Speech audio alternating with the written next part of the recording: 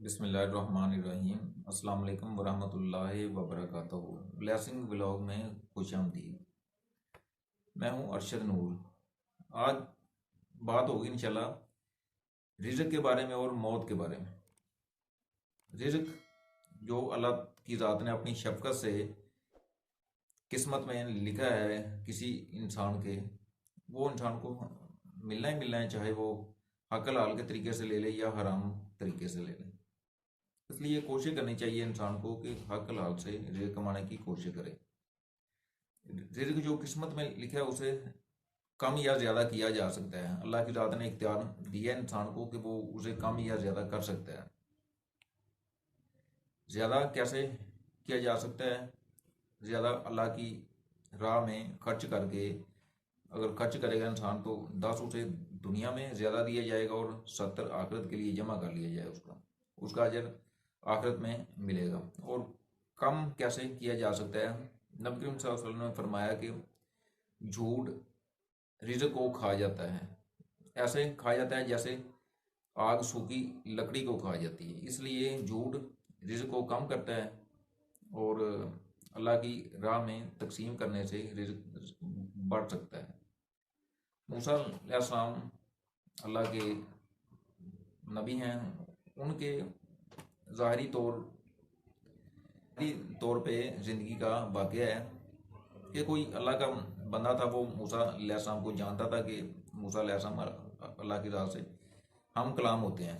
तो उसने मूसा अलैहिस्सलाम से अर्ज़ की कि ए मूसा अलैहिस्सलाम, आप अल्लाह ताला की राह से हम कलाम होते हैं, तो अल्लाह की राह से मेरी गुजारिश करना कि क्या मेरी ज़िंदगी ऐसे ही गुजरनी है कि बड़ी मुश्किल से गुजारा होता है। तो मूसा अलैहिस्सलाम ने जब अल्लाह की राह से हम कलाम हुए तो उस बंदे के बारे में पूछा, तो अल्लाह की रात ने फरमाया कि मैंने उसकी उम्र ज़्यादा लिख दी है और रिज़्क उसका इतना ही है जितना लिखा है, उसको ऐसे ही मिलना है। तो मूसा अलैहिस्सलाम जब वापस आए, उस बंदे से मुलाकात हुई तो उसको बताया मूसा अलैहिस्सलाम ने कि अल्लाह की रात ने तेरी उम्र ज़्यादा लिख दी है, जो तेरी किस्मत का रिज़्क है वो सारी उम्र पे तकसीम हुआ है, वही तुझे मिलना है। तो उसने गुजारिश की कि जब भी आप जाएंगे अल्लाह ताला की राह से हम कलाम होंगे तो मेरी गुजारिश करना कि मेरी किस्मत का सारा रिज़्क मुझे इकट्ठा दे दिया जाए एक ही बार। तो जब मूसा अलैहिस्सलाम अगले दिन या जब भी उनकी मुलाकात हुई, अल्लाह की राह से हम कलाम हुए, तो गुजारिश की कि वो बंदा कहता था कि मेरा सारा रिज़्क मुझे इकट्ठा दे दिया जाए। तो अल्लाह की रात ने फरमाया कि उसे कहना कि आज रात को तेरी किस्मत का रिज़्क तेरे घर में पहुंच जाएगा। तो उसने अपने घर की सफाई वगैरह कर दी क्योंकि रिज़्क आना है। तो जब सुबह उठे तो रिज़्क का ढेर लगा हुआ था उसके घर में। उसने ऐसा किया कि अपनी बीवी को कहा कि अल्लाह की बंदी, अल्लाह की ज़ात ने यही हमारी किस्मत में लिखा है, सारा इकट्ठा मिल गया हमें। तो ऐसा करते हैं कि आज जी भर के खाते हैं और बाकी दूसरे जो अल्लाह की मखलूक है उसको खिला देते हैं। कोई बात नहीं, चलो जो भूखे हैं वो तो जी भर के खाएं एक बार। तो उसने ऐसा ही किया। जब रात हुई, सुबह उठे तो उससे 10 गुना ज़्यादा रिज़्क उनके घर में जमा हुआ था। तो वो बड़ा हैरान हुआ और ऐसे ही सिस्टम चलता रहा कि जो रिज़्क आता जी भर के खा लेते और दूसरा अल्लाह की राह में तकसीम कर देते। कुछ दिनों के बाद मूसा अलैहिस्सलाम का उधर फिर हुआ उधर से, तो वो बहुत ज़्यादा खैरात चल रही थी उधर, वो लोगों में तकसीम किया जा रहा था रिज़्क।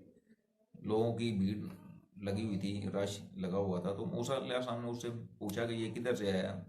तो उसने कहा कि मूसा अलैहिस्सलाम, जो मेरी किस्मत में था वो मुझे मिल गया, हमने जी भर के खाया और बाकी सारा अल्लाह के रास्ते में तकसीम कर दिया।